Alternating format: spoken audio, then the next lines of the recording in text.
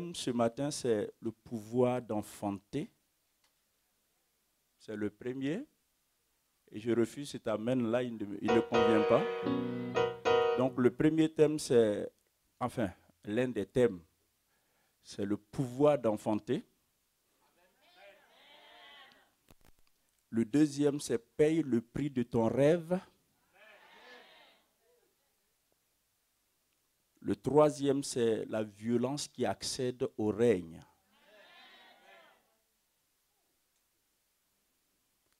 Et le dernier, c'est fais parler tes sacrifices.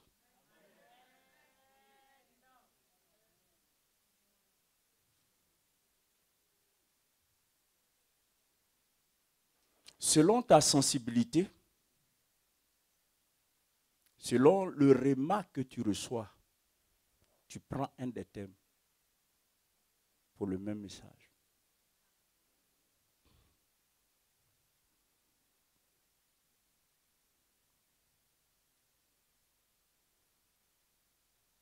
Le pouvoir d'enfanter.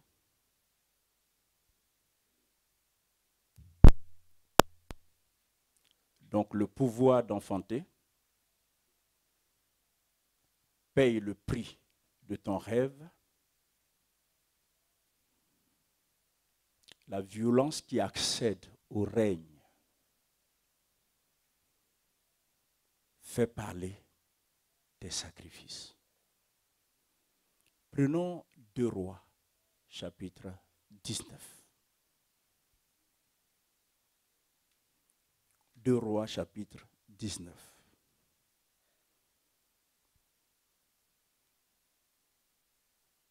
Je me propose de faire lecture de ce texte du verset 1 au verset 4. Lorsque le roi Ézéchias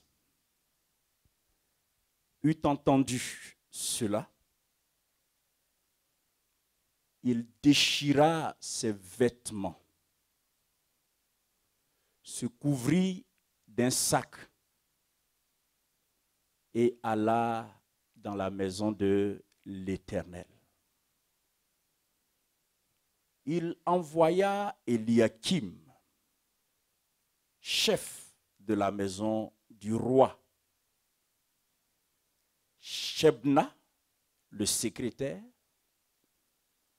et les plus anciens des sacrificateurs, couverts de sacs, vers Ésaïe, le prophète, fils d'Amoth. Et ils lui dirent, ainsi parle Ézéchias. Ce jour est un jour d'angoisse, de châtiment et d'opprobre.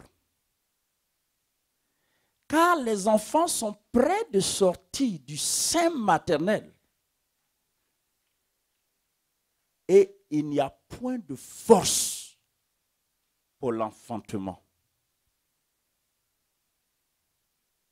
Peut-être l'Éternel, ton Dieu, a-t-il entendu toutes les paroles de Rabsaké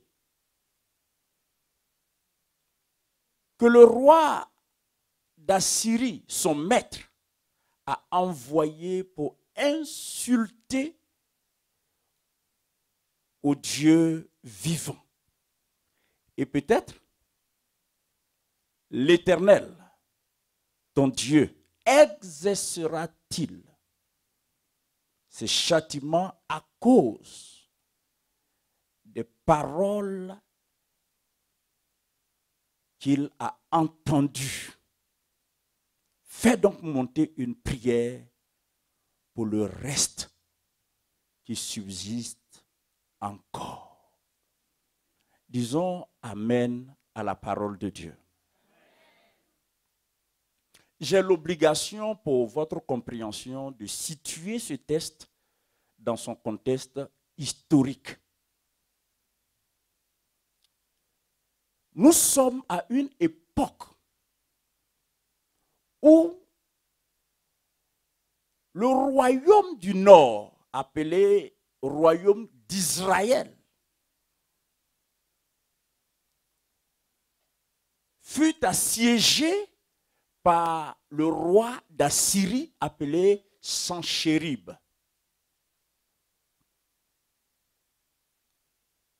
Vous savez qu'après Salomon, son fils Roboam a régné sur Israël, et durant le règne du fils de Salomon, le royaume unifié d'Israël va être scindé en deux. Il va avoir donc deux royaumes au sud. Il va avoir deux royaumes, un au sud et un au nord. Le royaume du nord avec 10 tribus et le royaume du sud avec 2 tribus sur les 12.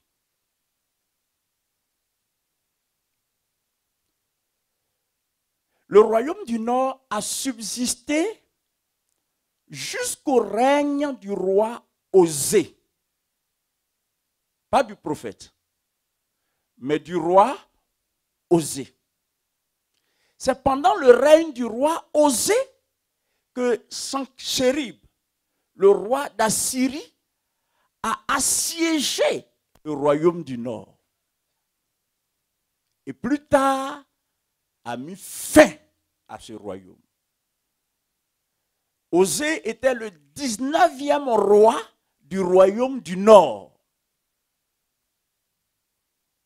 À partir de cet instant-là, il ne va plus être question du royaume du nord. Parce que ce royaume a été inféodé, a été assiégé. Donc, dans le langage courant, on va dire vassalisé. Donc, un royaume vassalisé n'existe plus en tant que royaume. Devient une partie intégrante d'un autre royaume. Ce roi, après avoir mis fin au royaume d'Israël, donc du nord, va s'attaquer au royaume du sud, dont le roi à cette époque était le roi Ézéchias.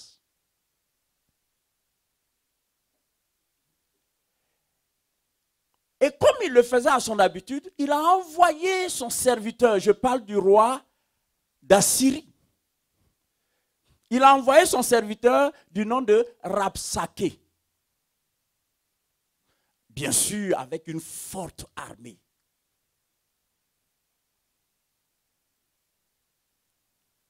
Et ils sont arrivés aux portes de Juda. Et ils ont commencé à intoxiquer le peuple avec des messages pour susciter la peur.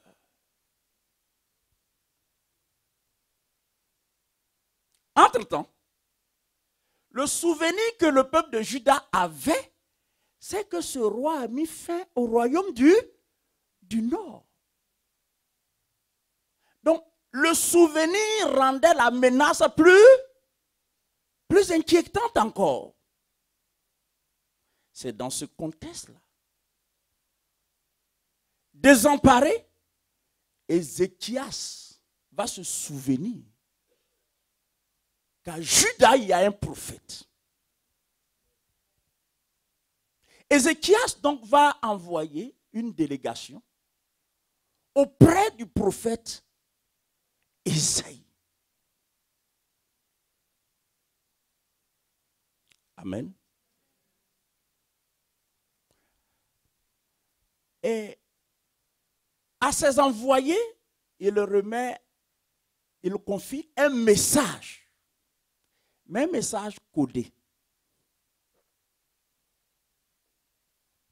Le message qu'il adresse au prophète Isaïe commence par un proverbe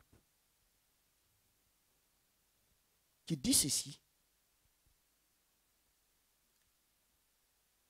Ainsi parle, c'est 1 roi 19, 2 rois 19, pardon. Il dit, ainsi parle Ézéchias. Ce jour est un jour d'angoisse. Vous comprenez maintenant? Il dit, ce jour est un jour d'angoisse, de châtiment et d'opprobre. Car les enfants sont près de sortir du sein maternel et il n'y a point de force pour l'enfantement. C'est un proverbe.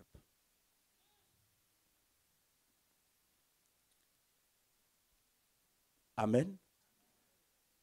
Les rois ne communiquent même pas comme nous autres. Ils communiquent, c'est des messages presque télégraphiques. Vous voyez, moderne, dans notre monde moderne, il y a des messages télégraphiques. Il faut pouvoir décoder ça. Donc il envoie ce proverbe, il confie ce proverbe. Et vous avez remarqué que quand le peuple, les envoyés, arrivent auprès du prophète Isaïe, Isaïe comprend tout de suite que les temps sont graves. La situation est sérieuse. La menace est là.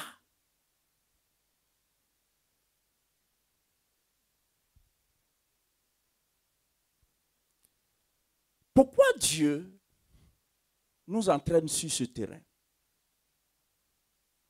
En fait, ce matin, nous allons essayer de comprendre les différentes dimensions de ce proverbe.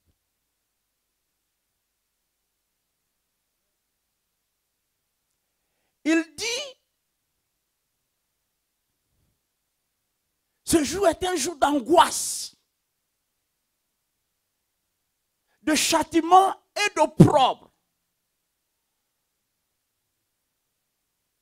Pourquoi?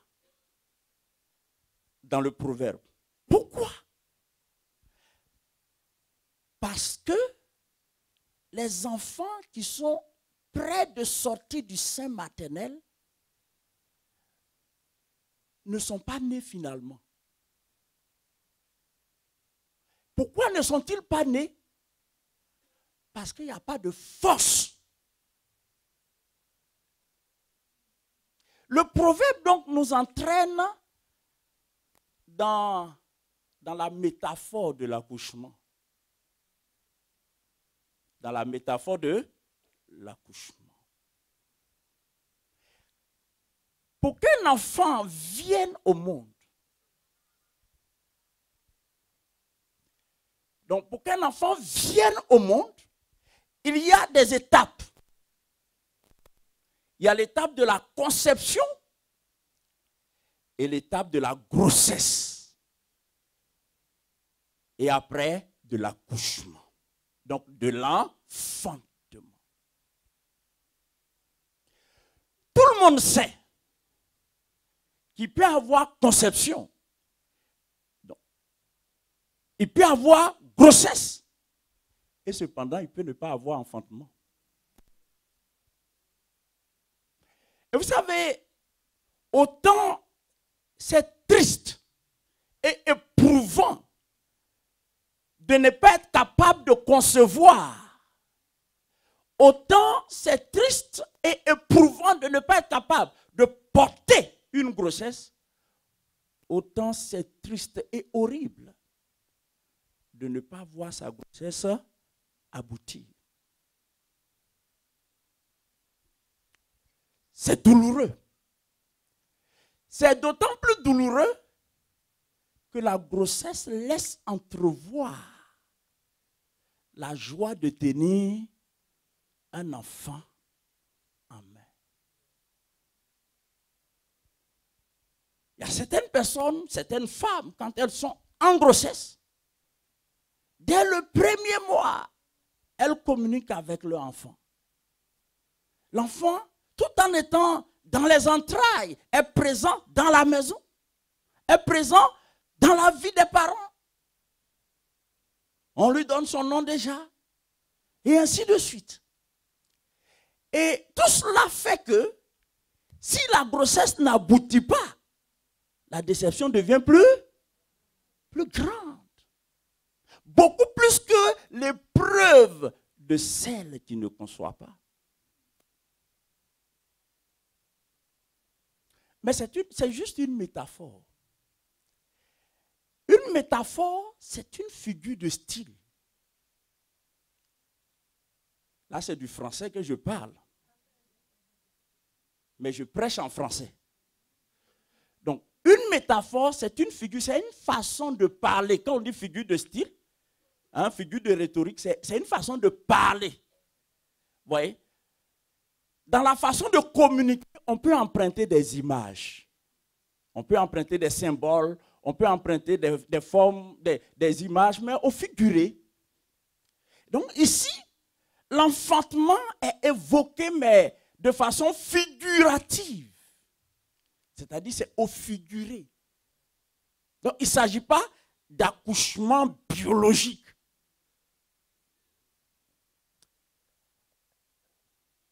Amen. Il s'agit d'autre chose. Et c'est de cela que nous allons parler. Vous savez qu'en réalité, sur le plan, dans sa dimension symbolique, l'enfantement n'est pas seulement le fait des femmes, mais c'est le fait de tout être humain. Sur le plan symbolique, la grossesse n'est pas le fait seulement des femmes, mais c'est le fait, tout le monde est concerné par la grossesse. Parce que des fois, vous savez, là où nous sommes, chacun de nous est en grossesse de quelque chose.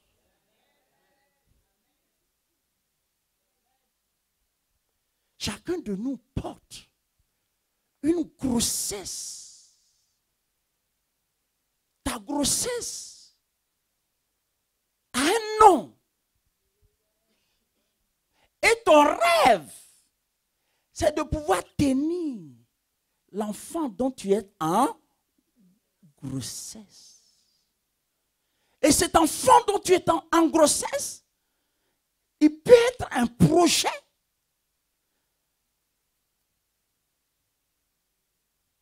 Il peut être une réalisation.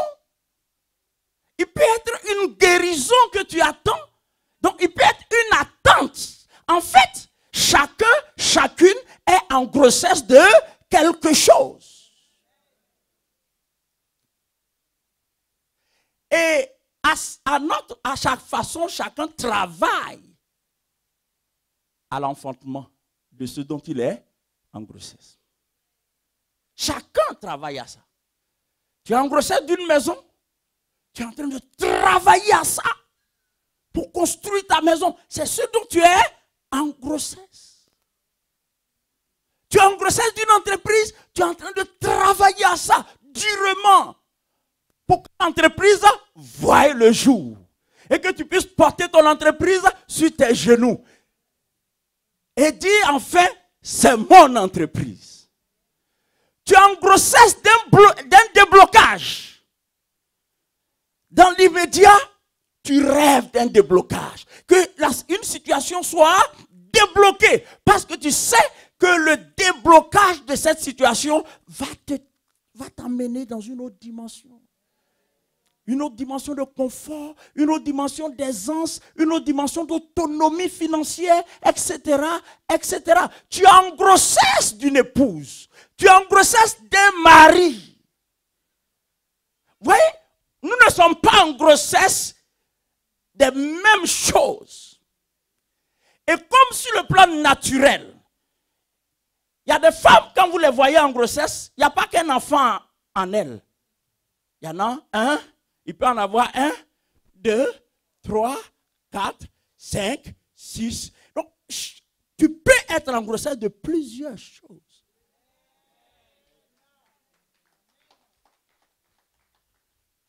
Est-ce que vous suivez? Maintenant, le proverbe dit ceci. Ce jour est un temps d'angoisse, de châtiment et d'opprobre. Pourquoi? Parce que l'enfant, maintenant tu comprends. Toi, tu sais qui est ton enfant. Tu sais qui est l'enfant que tu attends. Pourquoi ce jour est un jour d'angoisse? Pourquoi ce jour est un jour de châtiment? Pourquoi ce jour est un jour d'opprobre? Parce que l'enfant que tu attends est sur le point d'être enfanté. Mais le drame, c'est que c'est à ce moment précis que la force, l'énergie qu'il te faut pour pousser pour une dernière fois pour que l'enfant sorte, cette énergie fait défaut.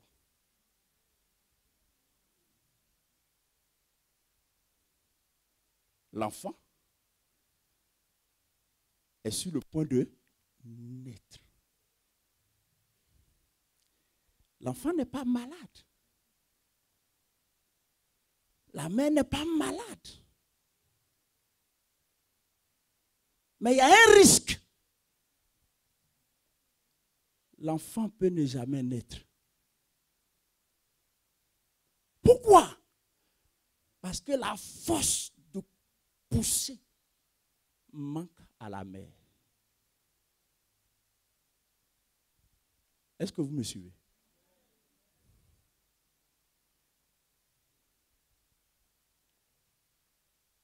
Mon propos, ce n'est pas juste ce que je viens de dire. Le propos de Dieu pour nous,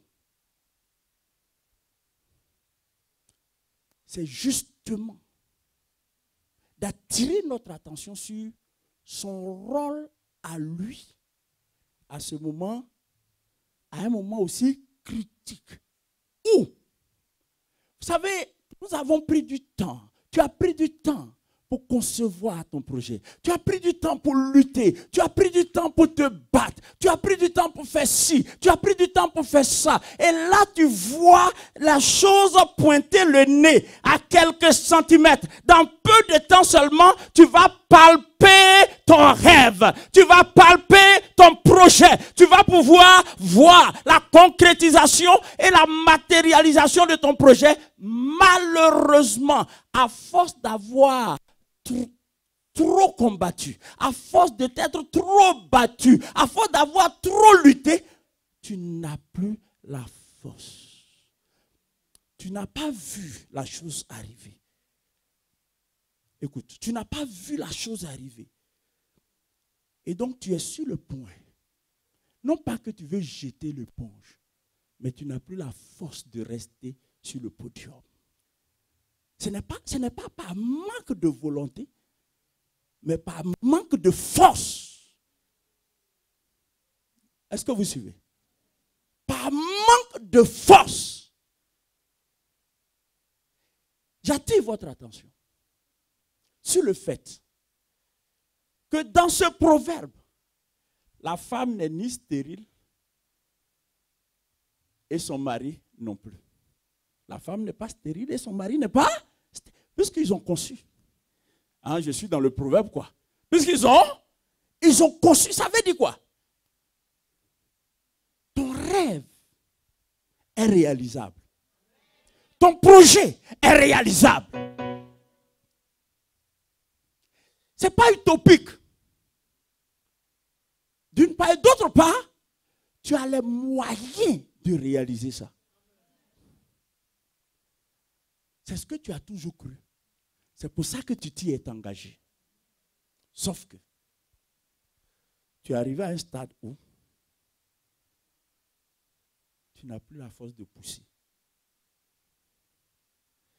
Et tout le monde sait que lors d'un enfantement, si la maman n'est plus capable de pousser, l'enfant court le risque de mourir. Et la maman même, sa vie est en danger. Comprenez donc pourquoi le roi dit ce jour c'est terrifiant. Premièrement, il dit c'est un jour d'angoisse. Pourquoi un jour d'angoisse? Parce que quand le rêve que nous portons en nous, que nous caressons en nous, le projet, l'attente que nous hébergeons en nous, est sur le point de se réaliser. Mais il y a comme quelque chose qui empêche sa réalisation. Et au moment où ce quelque chose empêche sa réalisation, nous n'avons plus la force de lutter. Alors que, au stade où tu es arrivé, il suffit de pousser un peu seulement. En fait, tu n'es pas loin du bout du tunnel. Mais le tunnel a été tellement long, au point que là où tu es arrivé, tu penses qu'il n'y a pas de bout. Mais il suffit d'un pas de plus. En fait, il suffit d'un pas de plus et tu sors du tunnel. Sauf que la force pour ce pas supplémentaire te manque. Tu veux sortir du tunnel. Tu as lutté pour ça. Mais la force te manque. Au stade où tu es arrivé, tu te demandes, qu'est-ce que je fais? Et donc, du coup, imaginez quelqu'un qui est poursuivi par des brigands, des gens malveillants. La personne court pour échapper au danger. Il court du mieux qu'il peut. Si c'est en brousse, il court pour entrer en ville dans l'espoir qu'une fois arrivé en ville, il va trouver du secours. Et alors il est à quelques mètres de la ville, il s'écoule. Et il voit ses agresseurs derrière lui. L'angoisse vient de quoi? Premièrement, toute cette débauche d'énergie-là, je l'ai fait pourquoi? Parce qu'au fond, si j'avais su qu'en courant de la sorte, je ne pourrais pas sauver ma vie, j'aurais pu me livrer à eux en même temps. Et puis c'est fini. À certains moments, on s'arrête et puis on se demande, mais pourquoi je me suis mis dans tous ces projets même? Pourquoi je me suis mis dans ça? Mais c'est dans tous les cas de figure, tout porte à croire que je ne verrai pas le bout du tunnel. Est-ce que je n'ai pas gaspillé mon temps? Voici d'où vient l'angoisse. Tout l'argent que j'ai investi, je n'aurais pas mieux fait, même de manger, pardonnez-moi l'expression, c'est grossier, même de manger avec cet argent. Pourquoi ai-je investi autant d'argent, autant d'énergie, autant de force pour arriver à ça? Et puis rien n'aboutit et je n'ai pas la force de continuer. Peut-être que la force en question s'appelle juste un peu d'argent.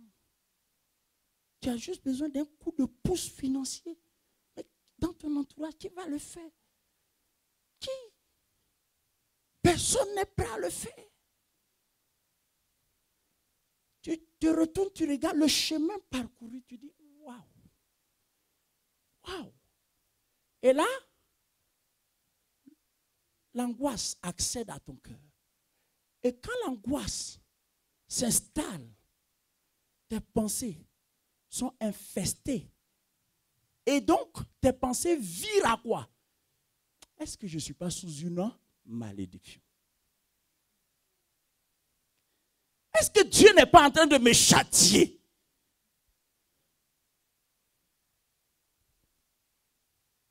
est-ce que ce qui m'arrive est normal?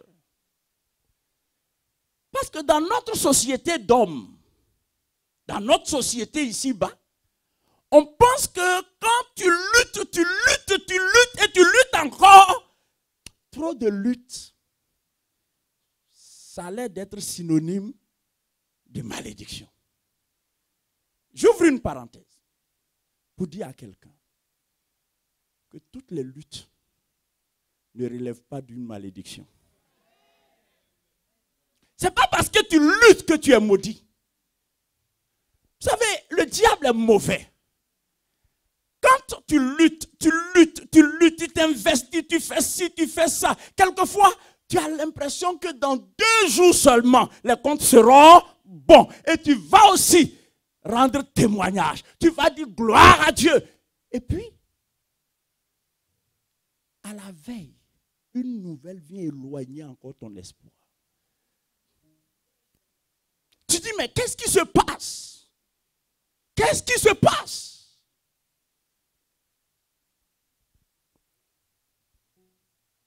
On pense, le frère là, il lutte trop.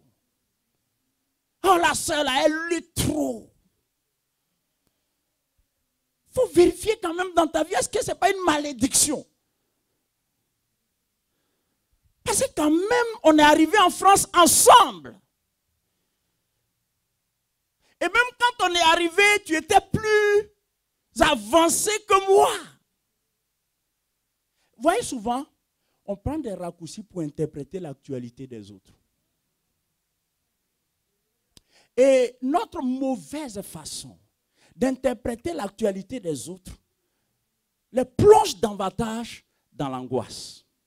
C'est ainsi que les amis de Job, ils ont pris des raccourcis.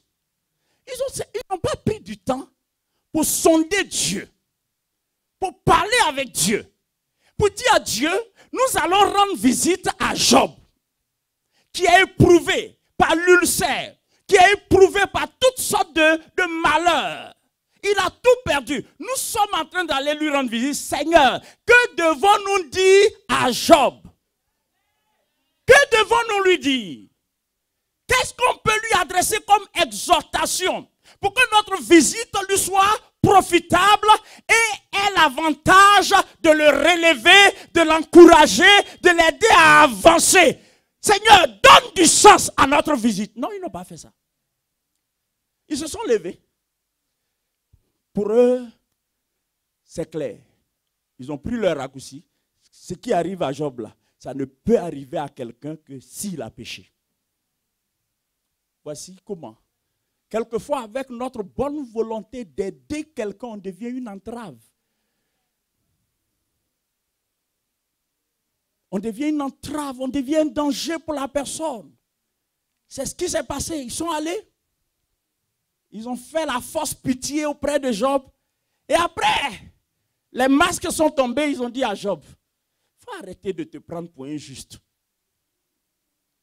Arrête de te prendre comme quelqu'un qui est saint, quoi.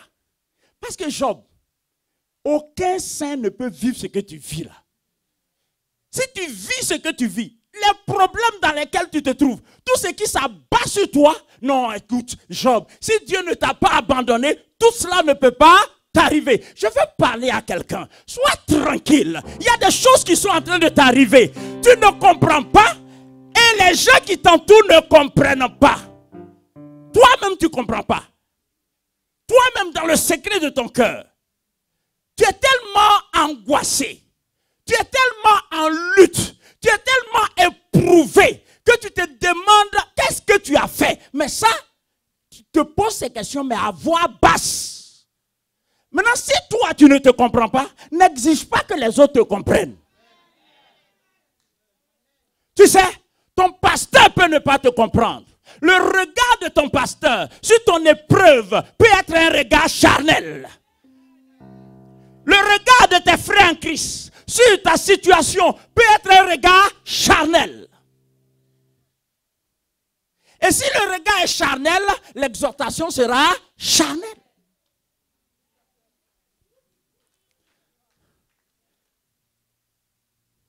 Si le regard est charnel, n'aura pas d'encouragement à attendre d'une telle personne.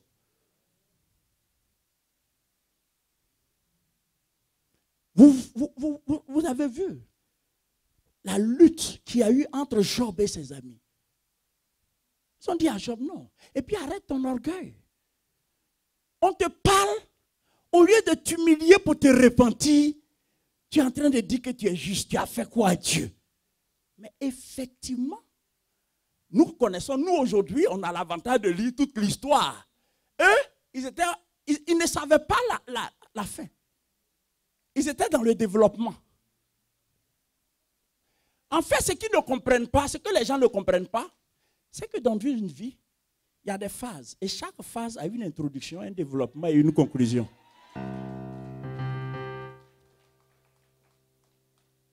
Il y a des gens qui nous trouvent. On n'est pas à l'introduction et on est dans le développement. Et le développement, là, il y a des phrases qui ne sonnent pas bien. C'est compliqué, c'est difficile, c'est triste. Il nous accompagne un peu et puis dit non, non, ça c'est trop fort pour moi. Je ne supporte pas ce développement-là. Le tableau tel qu'il est présenté, il est trop sombre. Vous savez, les gens n'aiment pas ce qui est sombre. Mais j'ai lu dans ma Bible que quelquefois Dieu se retrouve dans les ténèbres. Et c'est dans les ténèbres qu'on trouve le Seigneur. C'est-à-dire quoi? Quand rien ne va, quand tout paraît très sombre, c'est là, mes amis. C'est impressionnant. Je ne sais pas si vous avez lu ça. Comment Jonas, dans le ventre du poisson, a pu crier à Dieu le 3e jour. Il a crié à Dieu. Il a parlé à Dieu. Les gens peuvent ne pas te comprendre. Toi-même, tu ne te comprends pas. Ce n'est pas seulement le regard que les gens posent sur toi, mais toi-même le regard que tu poses sur toi-même. Est-ce que vous suivez? On dit, mais est-ce que je ne suis pas maudit? Est-ce que je ne suis pas sous une malédiction? Et puis, on s'impose une malédiction qui en rajoute en angoisse. Et donc, vous voyez, angoisse plus impression de malédiction ou de châtiment produit quoi? Opprobre.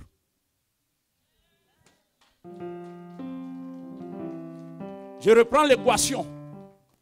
Angoisse plus sentiment de châtiment, de malédiction égale à opprobre. La conséquence immédiate de l'opprobre, c'est quoi? Je vais devoir me cacher. Parce que l'opprobre, c'est la honte. Je ne vais plus parler de mon histoire à qui que ce soit.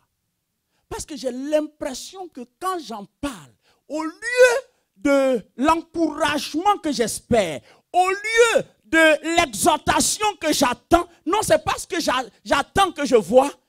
Les gens, ils s'apitoient sur mon sort. Ils compatissent pour un temps et puis tout le reste du temps, c'est les moqueries. Ils rigolent. Ma situation devient un sujet de causerie entre eux. Et c'est seulement quand ils viennent te voir, et puis ils jouent au pitié. Ah, vraiment, ce que tu vis là, vraiment, on prie pour toi. Vraiment, on te soutient en prière. Beaucoup de courage. Et dès qu'il te tourne dos, il dit, mais elle aussi, elle n'a qu'à s'interroger quand même. Lui aussi, il n'a qu'à s'interroger quand même. Il n'a qu'à voir clair dans sa vie. Et vous voyez, il y a cette hypocrisie qui en rajoute encore. Et si jamais tu apprends ce que les gens disent de toi. Prenons Ésaïe 66. Vous allez voir. À partir du verset 5, je lis. Écoutez la parole de l'Éternel, vous qui craignez sa parole. Voici ce que disent vos frères qui vous haïssent et vous repoussent à cause de mon nom. Voici ce que disent qui? Vos frères. C'est-à-dire, ceux dont on attend une main tendue.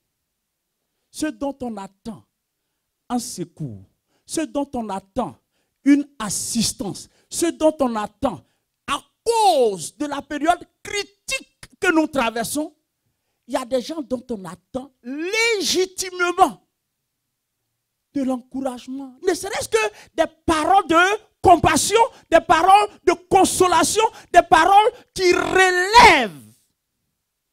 Mais, ce que nous lisons, c'est que les frères,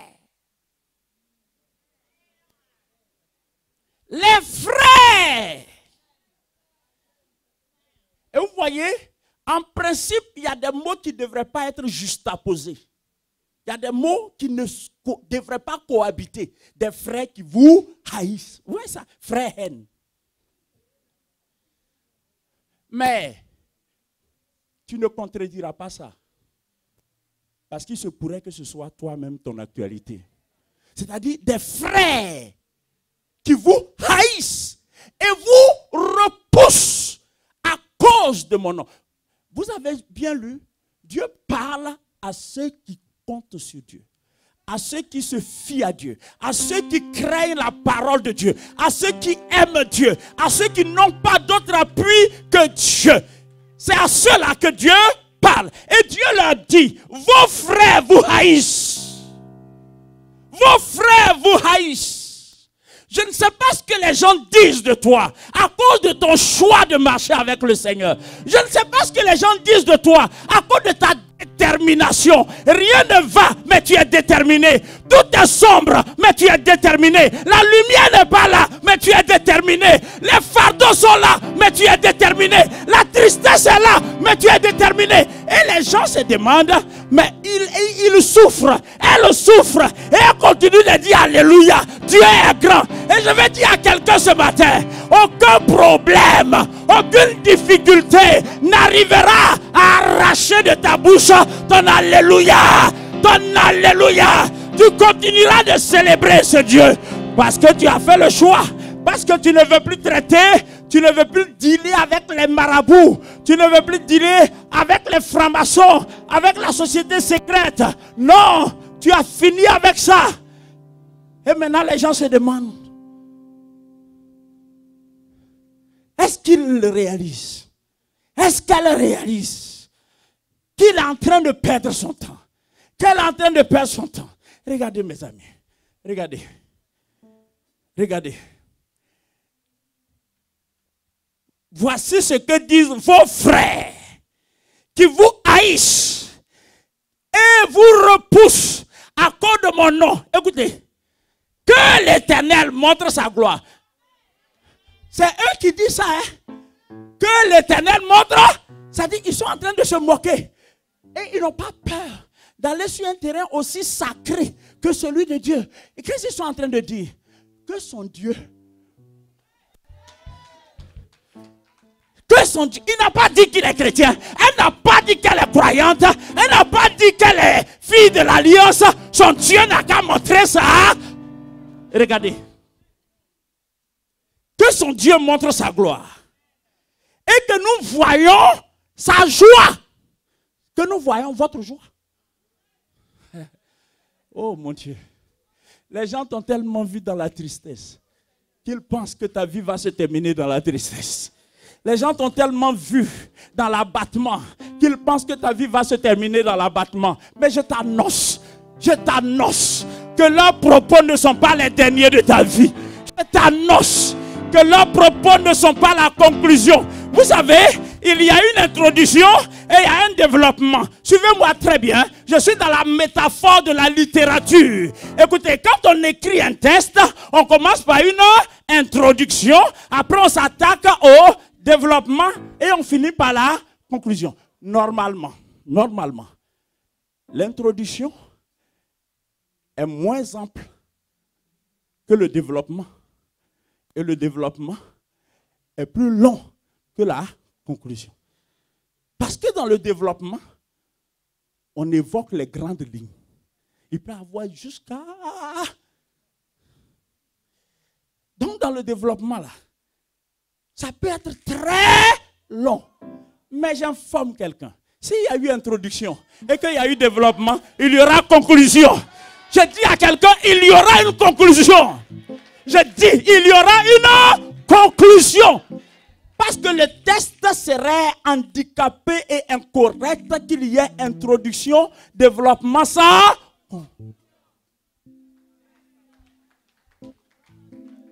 Écoutez très bien. Vos frères vous haïssent, ils vous repoussent et ils disent, où est l'Éternel leur Dieu, qui montre sa gloire et que vous soyez en joie.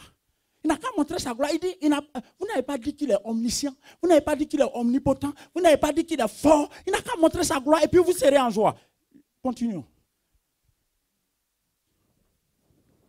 Verset 6. Ah non, pas verset 6. Oh, quel sacrilège. La fin du verset 5. Je reprends. Écoutez la parole de l'Éternel. Vous qui craignez sa parole. Vous suivez? Voici ce que disent vos frères, qui vous haïssent et vous repoussent à cause de mon nom. Que l'Éternel montre sa gloire et que nous voyons votre joie. Vous comprenez dans leur démarche? Maintenant, suivez. Mais, oh, me dit, affichez-moi ça en gros tableau. Mais, ils seront, oh, peuple de Dieu, si tu peux lire ça avec joie. J'ai dit, mais ils seront. Et je dis que tes ennemis seront. Je dis que ceux qui te haïssent seront.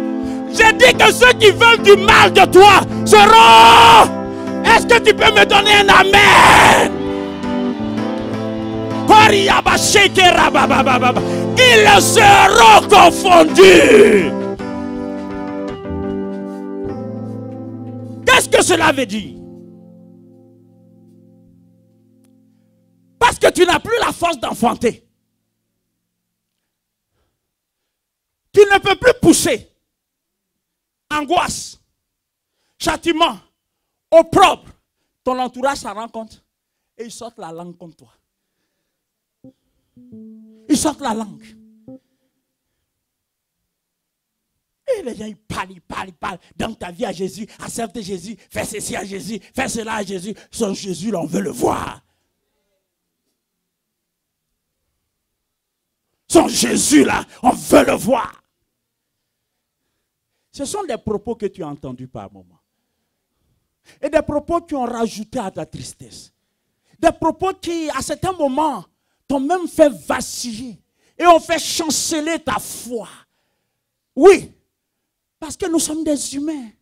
Par moments, à force d'entendre des propos aussi méchants, sans qu'on s'en rende compte, inconsciemment, on intègre ces propos et puis on dit, Dieu, toi aussi. Oui. On dit ça, mais à voix basse. On dit, mais Dieu, toi aussi. Toi aussi. Vous savez ce que Ézéchias a dit dans la commission qu'il a adressée à Ésaïe, le prophète. Il dit, j'espère que l'Éternel a entendu les propos de Rabsaké. Oh, je refuse cet amen-là. Hey! Il dit, j'espère. Je vais vous donner une information capitale. Et n'oublie jamais cette information. Tu sais quoi? Quand les gens, dans le secret de leur salon, parlent de toi en termes de moquerie, en termes de raillerie, et t'humilient et enfoncent le clou, alors que toi-même tu es déjà dans l'angoisse, tu souffres, mais tu n'entends pas. Écoute-moi très bien. Tout ce qu'ils sont en train de dire dans leur salon, le Saint-Esprit transforme ça en prière. Oh, tu n'as pas compris. Je suis en train de te dire que ce qu'ils sont en train de dire, leur raillerie, leur moquerie, c'est de la matière dont le Saint-Esprit va se servir pour abreuver ton avenir. Pour abreuver ton avenir. Oh, et regardez-moi. Je n'invente pas ce que je dis. Je n'invente pas. Dieu a dit à Israël, à Moïse, j'ai entendu les cris. Il n'a pas dit j'ai entendu les cris d'Israël. Il dit j'ai entendu les cris que font pousser les Égyptiens à mon peuple. Tu sais, Quand tu entends les railleries là, toi-même tu viens devant Dieu, tu dis, eh Dieu. Mais comprends-moi, ton eh Dieu là, c'est une grande prière. Parce que la Bible dit que le Saint-Esprit transforme nos soupirs, n'est-ce pas?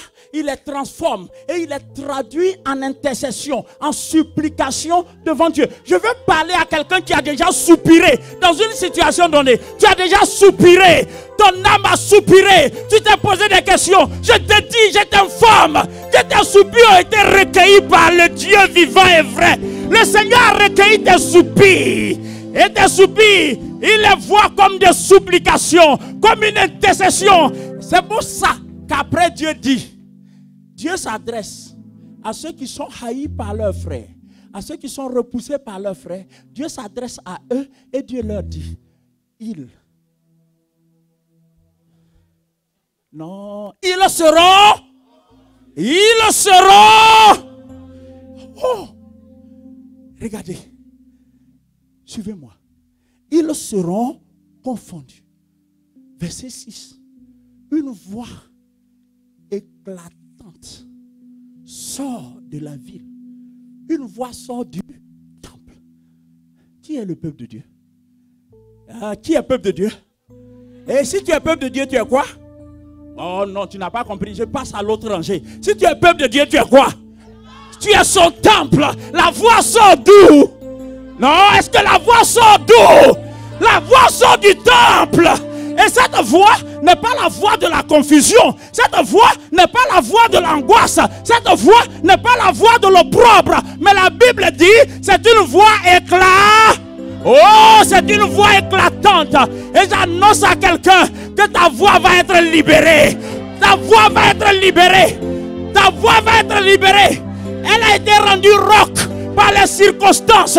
Elle a été rendue sombre. Elle a été rendue inaudible. Mais ta voix va être libérée. Je ne sais pas si vous avez lu ça dans la Bible.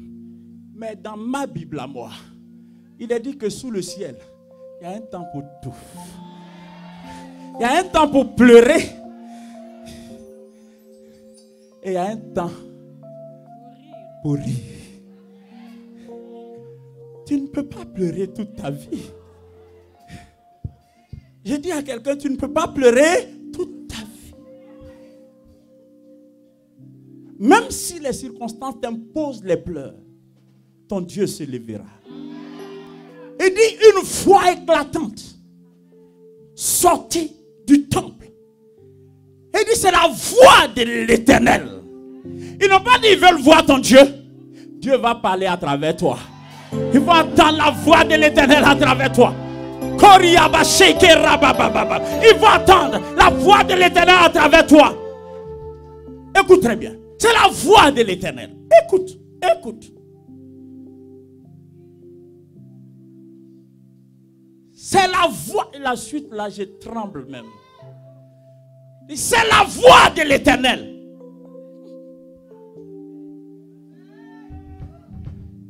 Tu sais pourquoi tu vas chanter? Parce que Dieu, quand tu arrives à la fin du développement, c'est lui qui va conclure.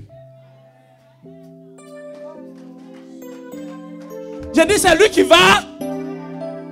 Et puis, il est tellement méthodique et pédagogique qu'il conclut comment? S'il vous plaît, est-ce que vous me suivez? Comment Dieu conclut? Il dit, une voix se lève. C'est la voix de l'Éternel. Et qu'est-ce qu'il va faire? Il va payer. J'ai dit, tous ceux qui se moquent de toi, leur salaire arrive. Oh, est-ce que tu peux dire Amen? Non, non, non, non, écoute. Toi, tu ne dois pas chercher à les payer. Parce que tu ne sauras même pas les payer. Il ne faut même pas le faire. Dieu connaît. Il dit, je viens avec ma rétribution. C'est-à-dire, rétribution, c'est salaire. Il dit, il vient avec, oh Dieu. Hey, quelqu'un dit avec moi, oh Dieu. Oh Dieu. Donc tu entends. Non, dis avec moi, oh Dieu. Oh Dieu. Donc tu entends. Quand les gens se moquent de moi, oh Dieu. Donc tu vois. Oh Dieu. Donc tu as réservé leur salaire. Maintenant regardez l'ordre des choses. Dieu va les payer avant de te payer. Dieu va les payer avant de te. Sauf que c'est pas la même devise. C'est pas la même monnaie. Hey, il dit, c'est la voix de l'Éternel qui paie à ses ennemis leur salaire. Faut pas chercher à les payer. Tu as trop souffert pour t'occuper de ces choses. Dieu devient ton comptable. Il devient le trésorier payeur. Il devient ton comptable. Il se charge. En fait, toi, tu sais quoi? Tu ne sais pas tout ce que les gens ont dit dans leur salon. Parce que quand ils viennent devant toi, ils montrent un aspect un peu hypocrite. Ils font comme si ils te soutiennent. Ils font comme si ils compatissent. Ils sont comme si... Est-ce que tu vois ça? Donc, si Dieu te laisse le soin de payer ces gens, tu ne vas pas les payer à l'heure juste. Non, tu ne vas pas pouvoir. Parce qu'il y a des propos que tu croyais avoir entendus. Mais les pires des propos, tu n'avais pas entendus. Dieu lui-même, comme il entend tout dans le secret, il va les appeler un à un. Il dit, est-ce que tu sais ce que tu as dit au sujet de ma fille? Est-ce que tu sais ce que tu as dit au sujet de mon fils? Je vais te payer maintenant. Au moment où tu parlais, tu croyais que je n'entendais pas. Tiens ton salaire. Et il va apprécier son salaire. Est-ce qu'on peut passer au verset suivant? Et puis il dit ceci. Oh, j'aime ça. C'est des textes qui me font trembler. Et puis Dieu dit ceci. Il a déjà fini. Hein. Le comptable a payé les ennemis. Vous suivez? Maintenant il dit quoi? Avant d'éprouver les douleurs.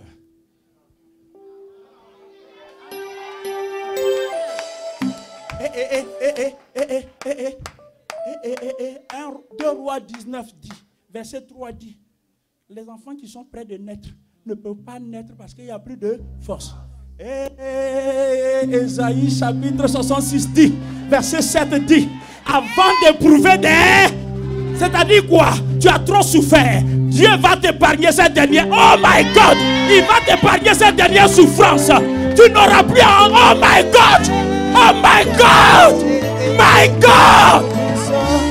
Non! Tu as vu comment tu as lutté! Tu as vu comment tu as crié! Tu as vu comment tu as souffert! Il dit, ma fille, l'enfant va naître. Mais à ton étonnement, parce que tu n'auras même plus besoin. My God! Tu n'auras plus besoin de...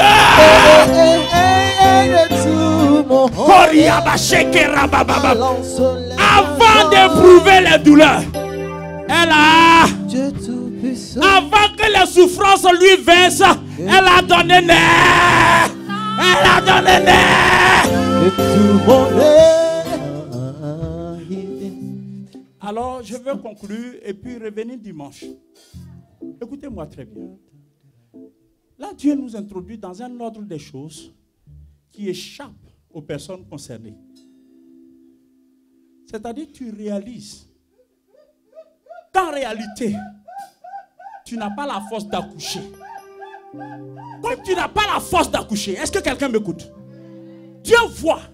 En fait, Dieu comprend que ce n'est pas parce que tu manques de volonté, mais tu as trop mis en avant ta volonté et tu es fatigué.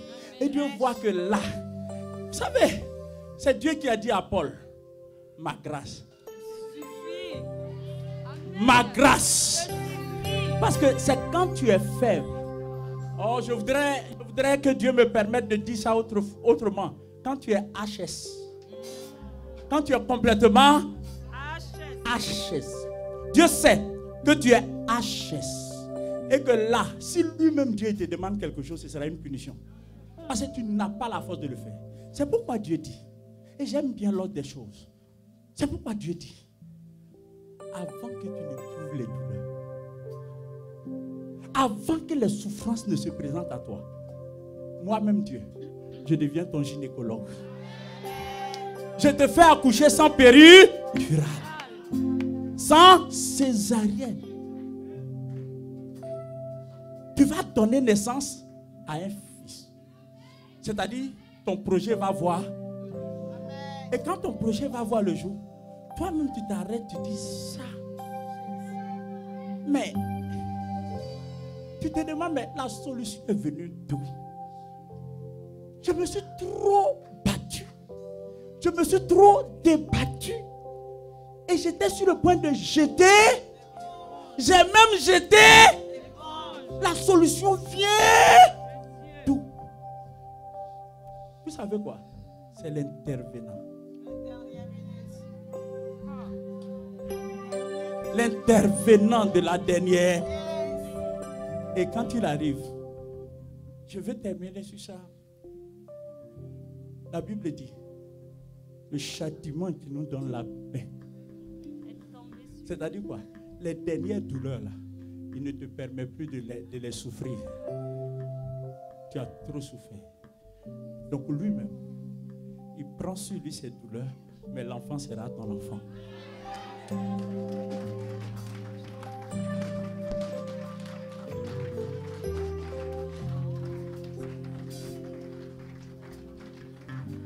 Je reviendrai le dimanche prochain pour la suite de ce message.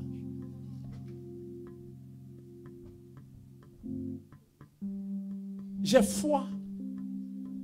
J'ai foi que quelque chose se pointe à l'horizon.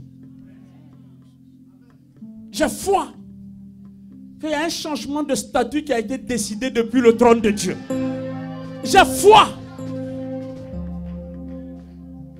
Je sens dans mon esprit une parole qui me dit, j'ai décidé de le repositionner.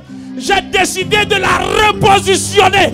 Je sens dans mon esprit une grâce de repositionnement. Oh, ce matin.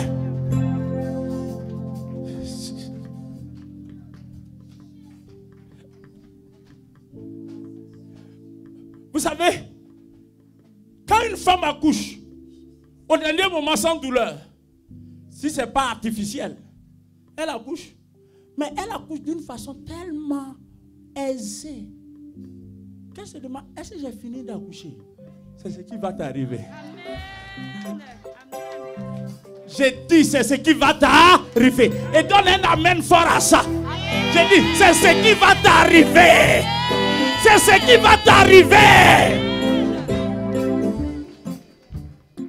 Voici une femme qui a été humiliée, mais de chez humiliée. Humiliée comme pas possible. Humiliée dans tous les sens.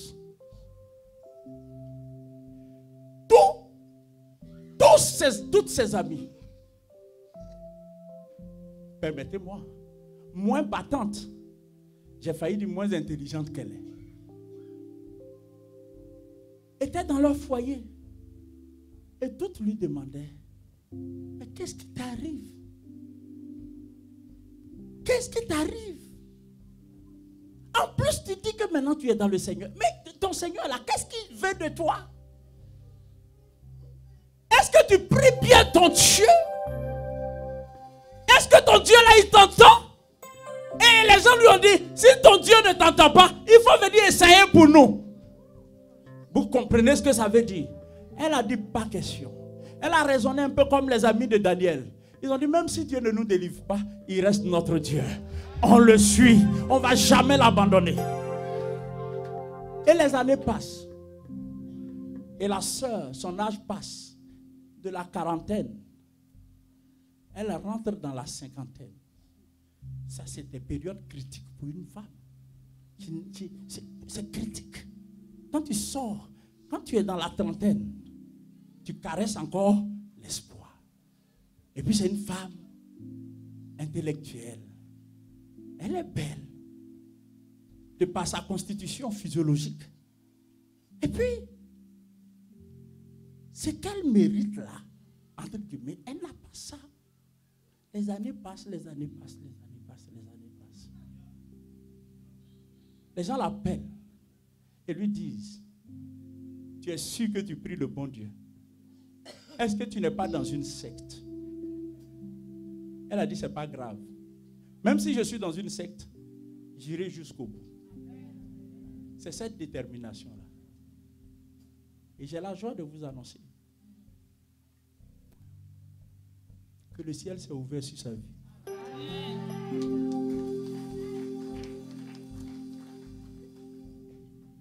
Elle va se marier bientôt.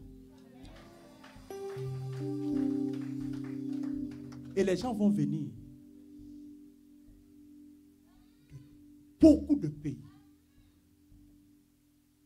Quand elle me partageait le témoignage, au fond de moi, je me disais en fait, les gens ne viennent pas tous pour participer à sa joie, mais pour vérifier qu'elle va vraiment se marier. Et je veux terminer pour dire, ils n'ont qu'à être sceptiques.